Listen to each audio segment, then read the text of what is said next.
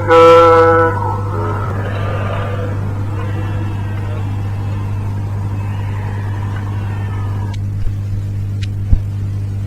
देखा ना आपने, मतलब यह है कि बाढ़ देखी, ना आपने भूकंप, न बीमारी, न महामारी, न ब्राह्मण का लड़ना, न क्षत्रियों का और न छोटे बड़ों का लड़ना, न हिंदू मुसलमानों का आपने अभी ये कुछ नहीं देखा है। और न सूखा, न आपने अकाल और न भुखमरी देखी है।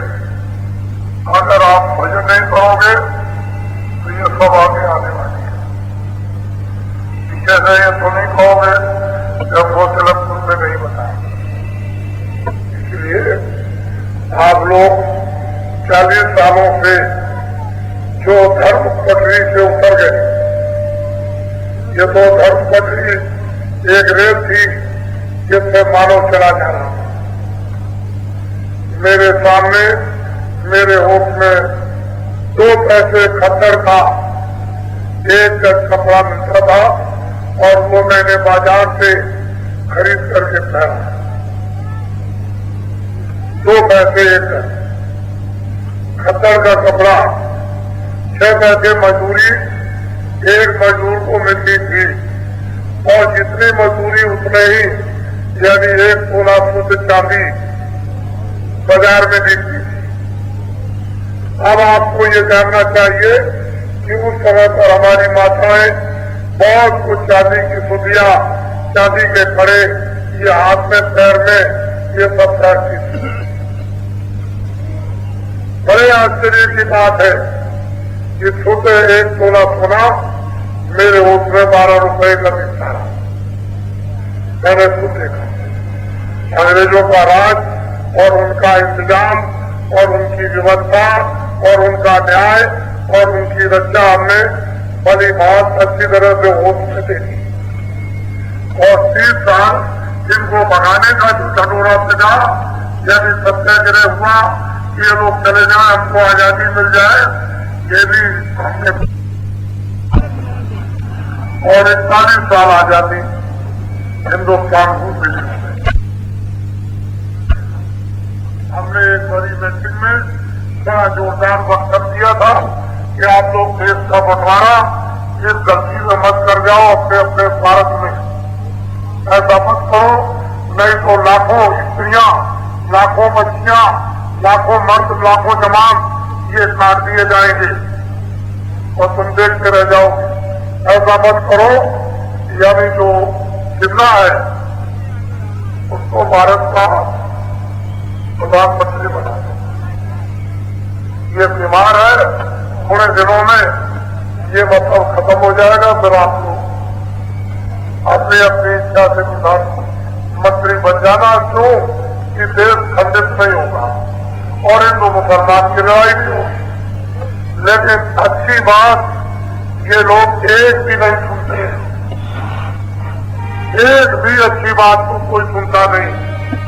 और जब बराबर लगातार कह रहा है कि कोई भी आंदोलन, तोड़फोड़, हड़ताल, कारखाने में, दुकान में, दफ्तर में, रेल में, बसों में, यानी मतलब ये कि कोई स्कूलों में मत करो। जितने भी संपत्ति का नुकसान, ये जितना भी तुमने किया और तुम करोगे, ये सारा का सारा नुकसान हमारे देश के कामगार को देना पड़ेगा। ये देने वाला है। जब मैंने ये पूरा अध्ययन कर दिया कि देश के कामगारों को ये नुकसान, ये सब का सब देना है और कोई भी नहीं देगा। और ये भी हमने गुरुपूर्णिमा पर कहा था, पिछले साल 2 अरब की आबादी हो गई भारत की।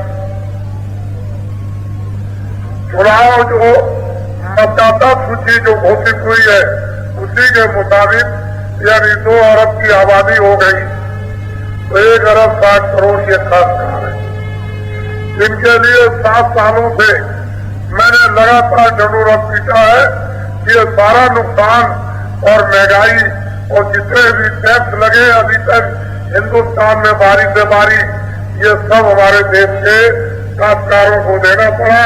इसलिए देश के कामगारों का जितना भी सरकारी कर्जा होगा, टैक्टर से लेकर नीचे तक ये सब का सब मैं ब्याज के इनका 3 महीने के अंदर माफ करवा दिया जाएगा। ये हमने घोषणा 7 वर्षों से की। हमारे पास इसकी पूरी योजना है, पूरी की पूरी योजना है। कर्मचारियों को खंडों में 2000, 4000, 6000, 8000, 10,000 और सुविधा दिलाने के लिए कि ताकि मासिक वेतन बच जाए, ये मेरे पास पूरी योजना आती है और पहले भी थी। हम जब भी घोषणा कर रहे थे अब भी कर रहे। छात्रों के लिए आरक्षण देश में न हो, स्कूलों में व्यवस्था इनके लिए करा दी जाए कि काम और नौकरियां स्कूलों से ही इनको यदि प्राप्त हो जाए और वो पोस्टकार्ड लिफाफा अमुक स्थान का लेकर के वो चले जाए नौकरी और काम पर। ये आरक्षण सच्चा देश के छात्रों के लिए सच्चा आरक्षण की योजना मेरे पास है, सेठ साहूकारों की। लेकिन जब देखा कि बाबा जी ने दूरदर्शी इसकी स्थापना की और भूम जोतक के साक्षात्कार संगठन की स्थापना 10 सितंबर 1987 को ये देवलखा यानी बहराइच जिले में केतनगंज के पास देवलखा ग्राम में स्थापना कर दी। और देशव्यापी जब असर होने लगा तो सब लोगों ने अपना मत कर दिया, ये तो बाबा जी का असर हो जाएगा। सब लोग बोले एक तरफ से, जो वो 40 सालों के थे उन्होंने भी कहा हम भी बात कर देंगे। किसी ने कहा 10,000 और जो विपक्ष में थे उन्होंने कहा हम भी 10,000 कर दें। किसी ने कहा 12,000, मध्य प्रदेश में कहा 12,000, राज्य गुजरात में कहा 15,000, राजस्थान में कहा 20,000 हम भी माफ कर देंगे।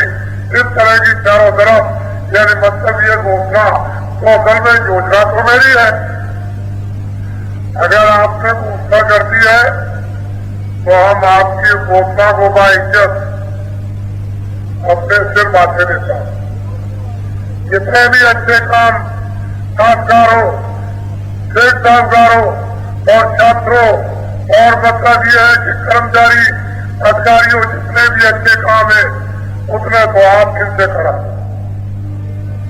आप लोग कहा दीजिए, हम भी मतलब गुणगान गाएंगे और जो बाकी आपके रह जाए उसके लिए बाबा जी तैयार। बाबा जी तैयार। अगर आपका कर्जा जितना भी माफ हो जाए, 5 माफ हो जाए, 5,000 या 10,000 उतना आप करा दीजिए। और जितना भी ट्रैक्टर से लेकर और नीचे तक का है वो हम आपका माफ करवा देंगे। हमारे पास इसकी योजना और कोई टैक्स देश में बढ़ेगा नहीं। सबसे सिफत वाली बात कि टैक्स नहीं बढ़ेंगे। खास बात यह है कि टैक्स नहीं बढ़ेंगे और महंगाई नहीं बढ़ेगी। और ये सब काम चारों जातियों के, छात्रों के, कामगारों के, कर्मचारी, अधिकारी, सेठ साहूकारों के, ये चारों जातियों के अपने अपने काम हो जाएंगे और बैंक में रुपया रखने की जगह नहीं रहेगी। हमारे पास इसकी योजना, लेकिन हम आपको बताएंगे क्योंकि हमारी योजना की लोग नकल करेंगे। तो बाबा जी इतनी जल्दी अब खाने वाले नहीं, ये बात ध्यान रखना। अब आप मेरी बात को खास करें।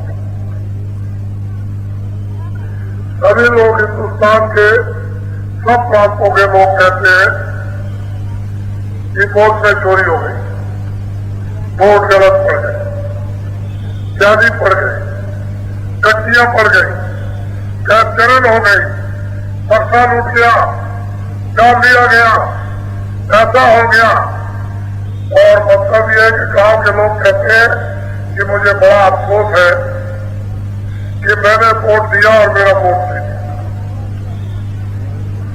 बाबा जी ने जो भी ताजदारियों को खड़ा किया इसलिए नहीं कि ताजदारी को सत्ता दे चुके।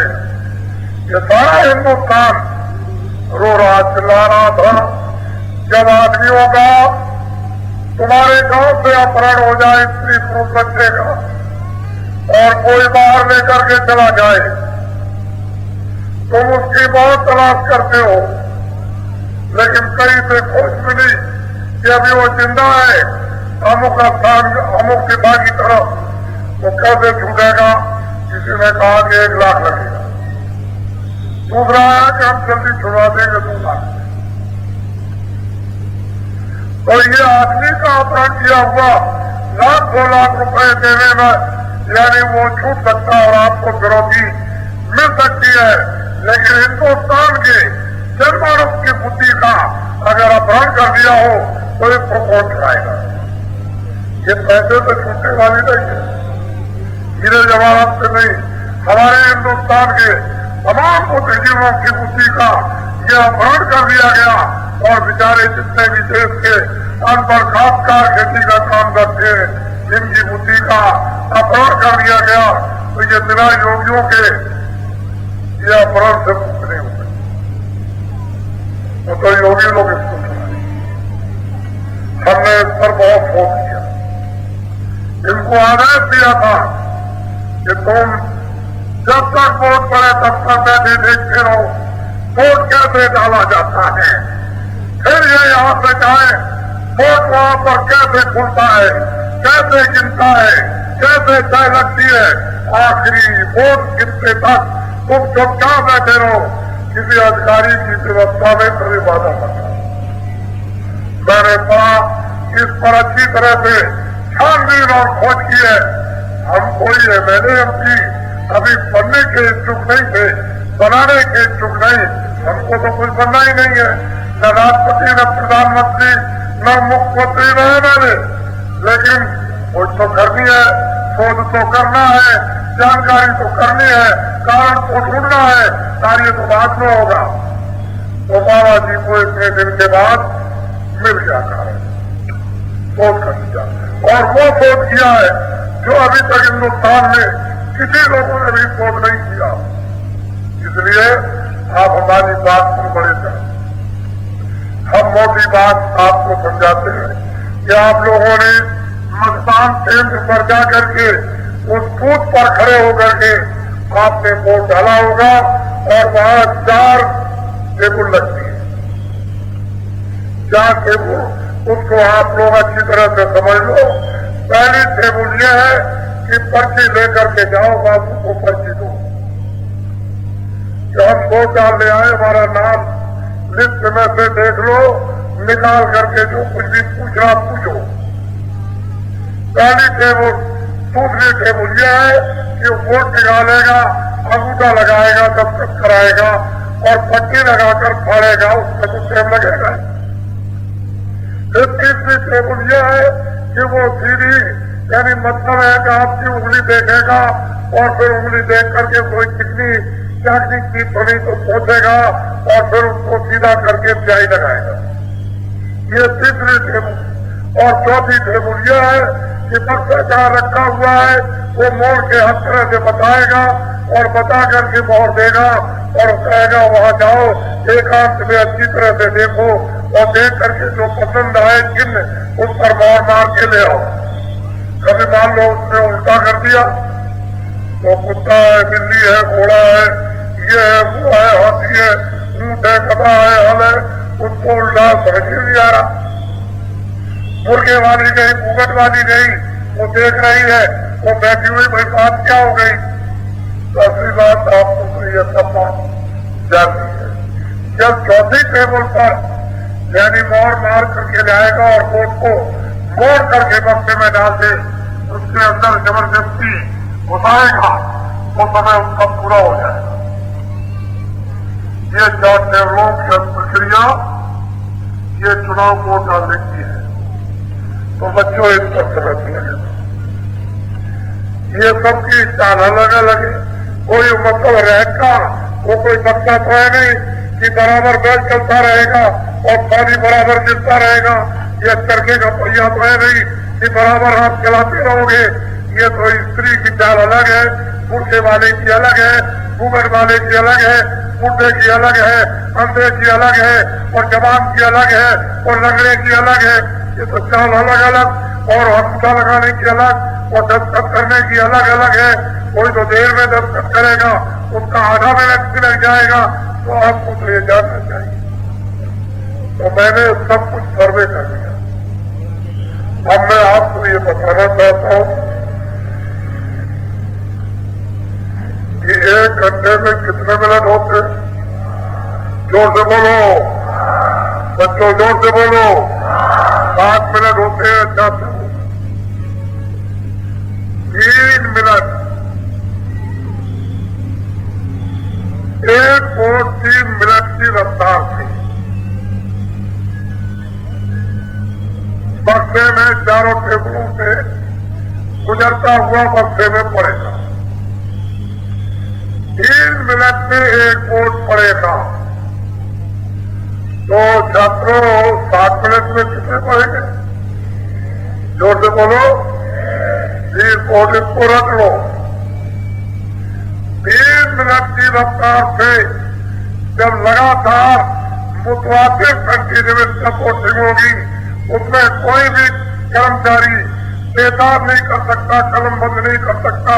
किसी तरह से हाथ बैठा रहेगा एकदम एकदम होकर के, और मशीन की तरह से अपनी टेबल पर वो पूरा काम यानी करेगा। तो 3 मिनट की रफ्तार से यानी 1 वोट बक्से में कम से कम, इससे तो 1 सेकंड भी कम नहीं लगेगा पड़े। तो 7 मिनट में कितने वोट?